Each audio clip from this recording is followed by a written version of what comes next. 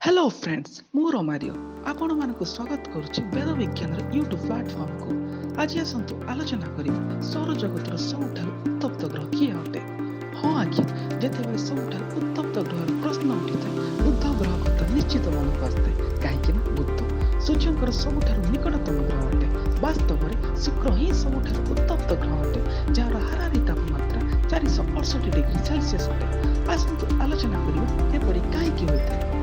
प्रथमतः तापमात्रा धारण करुवा एटमोस्फियर बुध पाखे नए। अपरपक्ष शुक्र पृथ्वी एटमोस्फियर ठारू 100 गुण मोटा एटमोस्फियर घड़ाई रही जहाँकि किसी मात्रा सूर्य शक्ति को शून्य को विकिरण होगा रखी थाए। शुक्र प्रचुर परिमाण में अंगारकाम्ल बा सबुज कोठरी गैस धारण करुछि। अंगारकाम्ल गैस सूर्य शक्ति को शुक्र पृष्ठ में पहुंचा बाधा दे न किंतु पृष्ठर विकिरण समय लंबा तरंग शक्ति को धरी रखी थाए जहाँकि शुक्र ग्रहर तापमात्रा को बढ़ाइबार सहायक होता है।